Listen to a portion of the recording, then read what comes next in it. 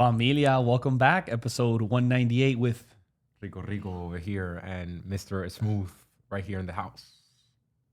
Take it away, bro. Take it away. Perfect. Oh, no. Oh my God. Guys, welcome back to the podcast, episode 198.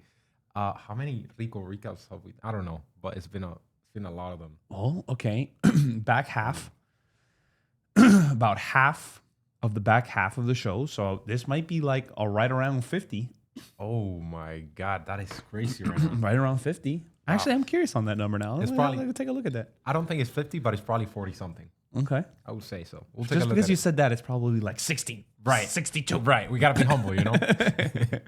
Oh my God. All right. So what are we talking about today, man? So today's episode is named What Happens When You Don't Know. Okay. What happens when you don't know? Okay. So what inspired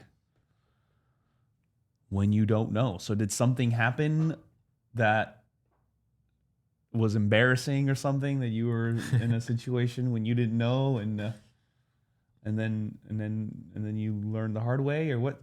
Come on, bro, you leaving me in the dark here, bro. This guy, he's just staring at me as I'm just be embarrassing myself here on the show. I just told him, let's record. And he's like, what are we going to do? And I'm like, don't worry about it. yeah, don't worry about it. Don't worry about it. That's super Pablo, actually. So, actually, guys, February 22nd to February 28th, I better see you there. Mami I don't Salsa want Cruise. I don't want to hear no excuses. That the kid that bring them. Bring him. Vamos a ver la salsa. What's happening on February 22nd? So 7 days, 6 nights. We're going to be in Ocho Rios, Jamaica, Grand Cayman, and Cozumel, Mexico. Yeah. And just last year, it was already like amazing. But this year, we're going on a new boat, Carnival Horizon. Horizon, yes, Carnival sir. Horizon. I think it's the biggest Havana bar they have on Carnival. Yes. So if last year was already good and we had no dance floor to dance because it was already too packed, like imagínate. Yeah, no, we're gonna have fun. That's for So sure. workshops, Rigo, like we're gonna have fun karaoke, like everything. So, Live salsa music every night, guys. So definitely something to look forward to, and I hope to share a dance with you. So come on down, MiamiSalsaCruise.com. Beautiful. So now Empezamos. All right. So I recently had well, let me first tell you a little bit. So we have something called the Journey. Okay. The Journey is a bracelet that we gave you. I don't have it on right now. That's crazy. I have it on my backpack. But we have a Journey that is a little band that we give you. And there's 12 steps or 12 beats that you can enter from the Journey. And each beat represents like an accomplishment of your dancing journey, right? And when you get the 12, you're obviously not done with your dancing journey, but you've progressed through the 12 most important steps. Is that accurate? Yeah, no, that's great. Beautiful. So It's the Rico version. this is the Rico journey recap. So basically, one of the hardest steps, which is one of the last ones, I believe is step 11. Versatility? Versatility. Yes. Beautiful. Versatility, step 11. And what this step, what it requires is that you have to dance the 6 most important dances of, I wouldn't say most important, but the 6 main dances of Cuban and Latin cultures. The ones that are most involved with the creation of salsa, and then the variations of it. Fair. Okay. We have danzón, which is the national dance of Cuba, very old dance, kind of like a slow dance. Then we have son cubano, which is contratiempo. We have mambo, which is New York. We have LA style salsa, which is LA, Los Angeles. We have casino, which is Cuba. We have cha-cha-cha, which is also Cuba.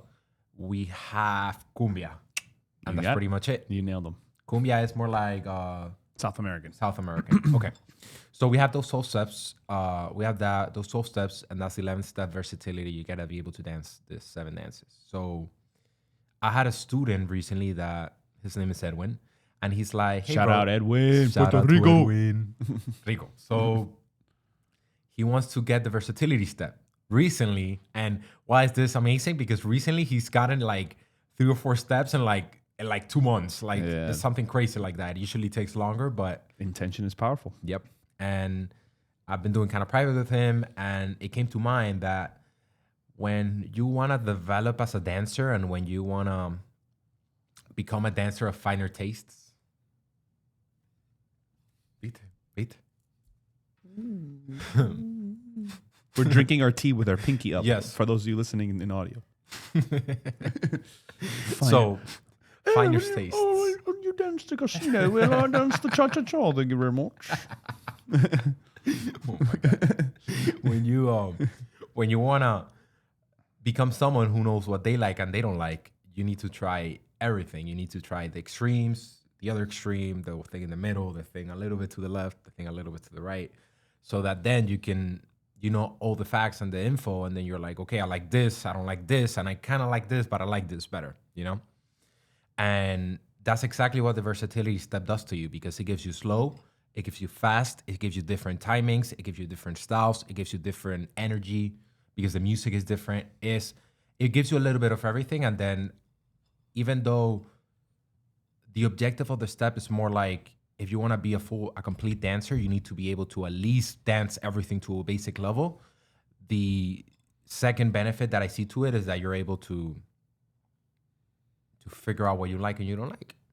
Like a self-discovery type. Right. Step. Like a self-discovery step. Yes. And so Edwin was telling me that he wanted to do this step. We're kind of doing a couple privates. He's doing amazing. But this relates a lot back to, I guess, like when you meet people, like when you have friends or you have a romantic partner, like a lot of the times when you're young, I'm not right here. Rico recap, hashtag. Rico recap, hashtag. Put it in the comments. Rico recap, hashtag. When you're young or you don't have a lot of experience, you kind of, you meet people and then you figure out, you think you like something, and then you meet another type of person and you're like, I like this type of person better. And I thought I liked that, but then I don't like it. And then 10 years down the road, you might end up liking the person you started liking, the type of person you started liking. And that goes for friendships, that goes for people, romantic partners, business partners. Yeah, absolutely.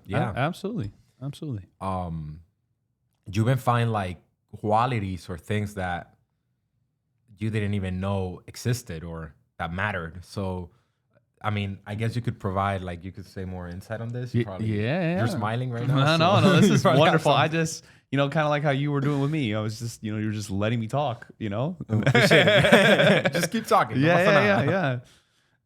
So, yeah, at the end of the day, we designed the journey to help us discover ourselves. And there's powerful parallels in dance, which I believe we spoke about in episode 50-something. Powerful parallels. Essentially, long story short, I think this is actually great because you said, when you don't know, right? You don't know what you don't know. The unknown unknowns. The known unknowns. And it gets quite interesting because, especially as a teacher, I believe that's kind of our responsibility, kind of our role is to give our students at the end of the day, a sneak peek, almost like sell the idea of something new, not for the sake of switching your what you currently like, but versus just giving you another perspective or more insight on what exists, right?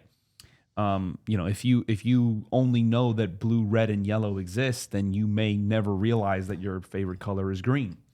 Right. So kind of having that perspective of everything that exists, at least within the salsa realm, which we've mentioned, danzón, cha-cha-cha, son, casino, mambo, salsa, cumbia, etc. Right.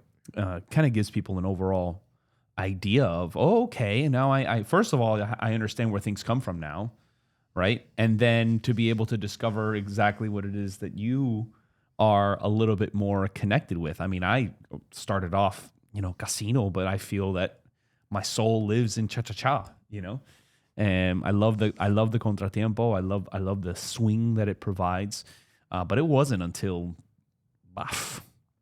15 years in that I even discovered what this was and how it worked. And just because nobody showed it to me. I mean, I don't know what I don't know. So I can't be like, oh, let me, do a self dive. Like, what do you look for? Right. So, and I think that's a little bit better, to be fair, a little bit more difficult for me, as you know, it's not habit for me to research things. I think your guys' generation, and I think even like maybe even like 5 years, because there's people that are about like 5 years Like younger 2000s? than me. Like 2000, year 2000. Ish. Okay. Yes, Ish. a little bit. You get a little bit older, like born in the '90s, essentially. Okay. Like you guys are quick to just Google stuff. Like for me, when I don't know, I don't know, and it kind of just sits there, right? But that's the truth. So there's a crazy. You're not making fun of me, bro, are you? No, I'm not. I want Okay, to say I'm something so constructive. Oh, okay. All right. Well, let me finish my statement before you say that. Go for it. So I actually admire that. You know, it's immediately when there's a question to be had. You know, now it's either you can. Before it was Google, and now it's even ChatGPT. You don't even have to go looking for the answer anymore. It just tells you, which is wonderful. But when it comes to the sake of the dance, there's I feel like a responsibility for the teachers and to the student to be open-minded and to be ready to receive something that perhaps you may not. It may not sound appealing initially, right? To allow yourself to be sold on a concept that is different than, you know, than what you're used to. It's not that it's better or worse; it's just different. It you know, for whatever reason, the analogy or the comparison that comes into my head, it's like, okay, you know how to add. Well, now I'm going to show you how to subtract. You know, they're equal and the same. Well, at the same time, obviously, very very different. Right. So yeah, absolutely. So when it came with Edwin, how did that work? Was it the journey step that inspired him to look into these dances? Is that the journey step? Yes, absolutely. So, he's been crushing it with the journey. I mean, he did competition.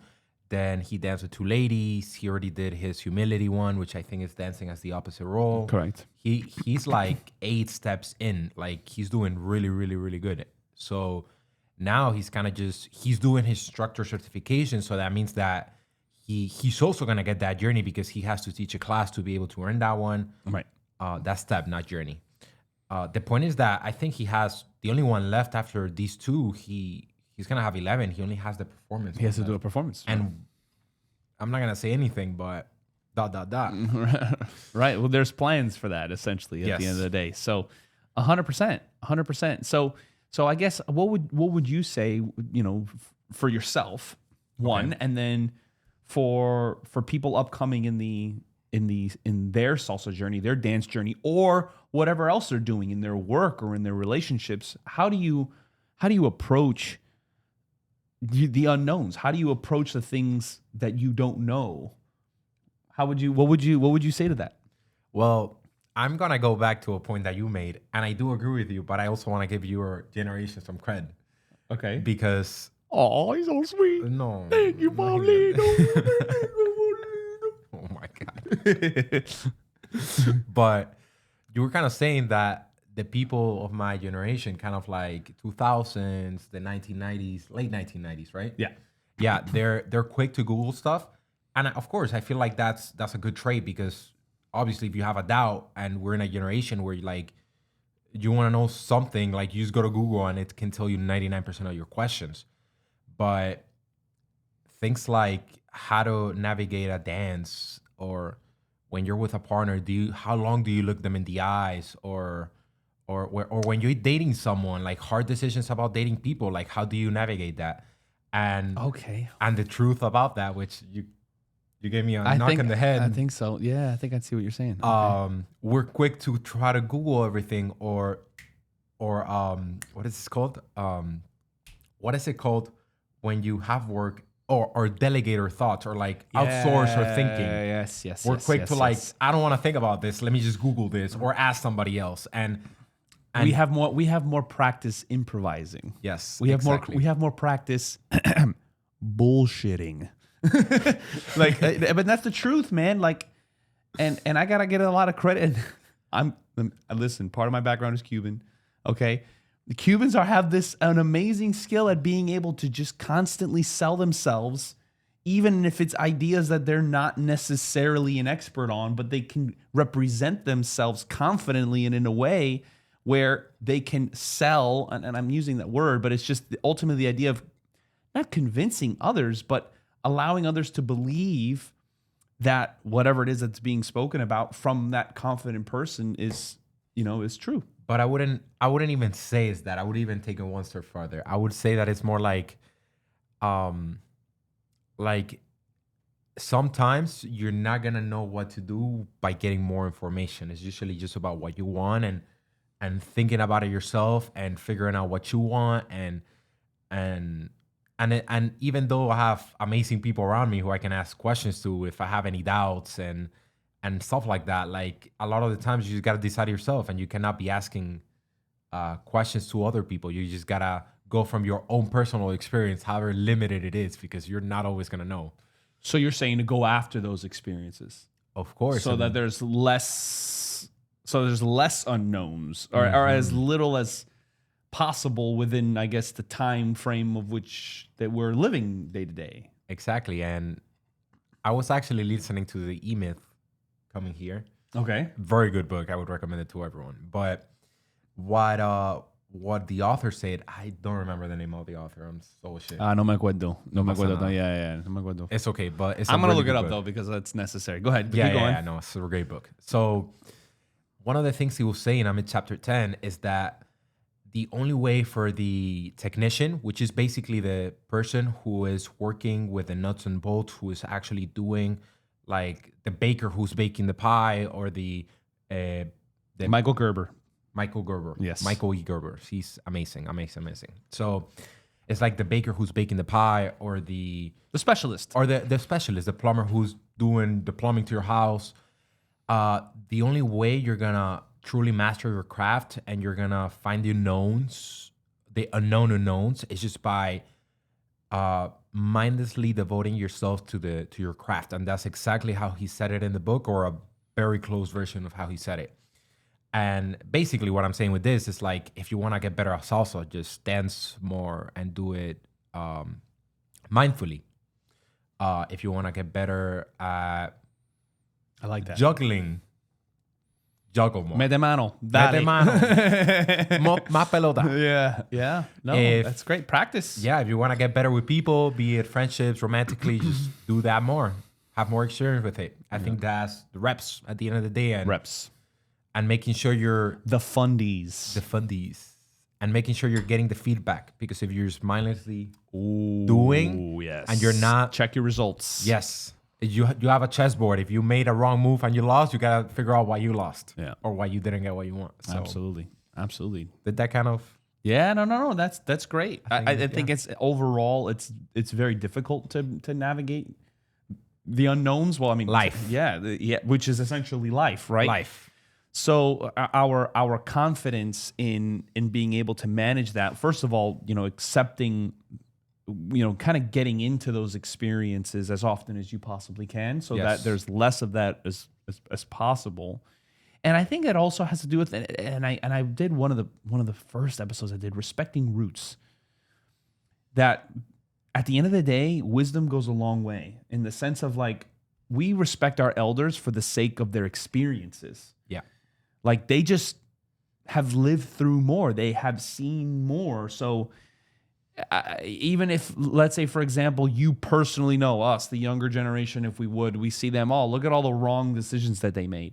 Well, they've made more wrong decisions than you've made, period. Right. You know what I'm saying? So we can learn a lot, from that. So hopping into those, or allowing yourself to be uncomfortable, to get into those uncomfortable positions, because at the end of the day, it is unknown, and our minds are designed to prevent us from being scared and uncomfortable, to protect us. But good news is that on the dance floor, we are not in danger, as long as we're using, gravity elbow principles and safety hooks and frame and all frame. That.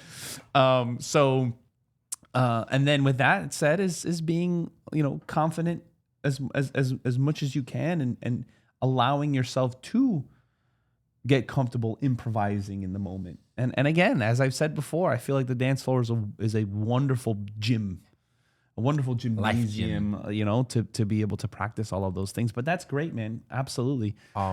Jump into those. I have no idea what's going to happen next moments. Nice. As long as your parents are cool with it. Yeah. Yeah. As long as mom and dad are Right. they would say that you can go do that. Go try that. Yeah. Don't. Yeah. As long as mom and dad are cool. Yeah. Yeah. For sure. Kind of like a two closing notes, I think. I feel like you're better at improvising when you're confident, and the only way to be confident is to be competent.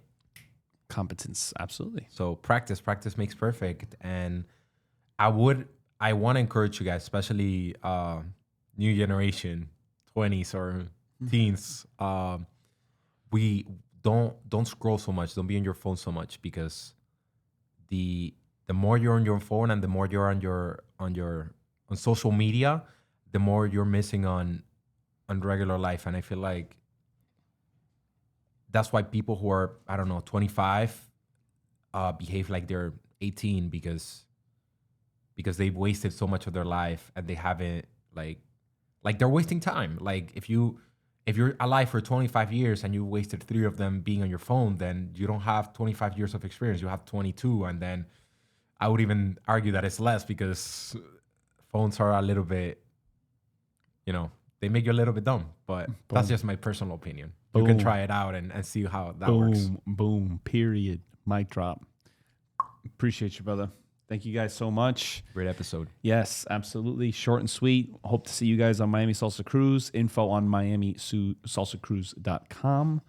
Episode 198. When you don't know, Andres and Mr. Rico, Pablo Peña, signing out. Nos vemos. Bye-bye.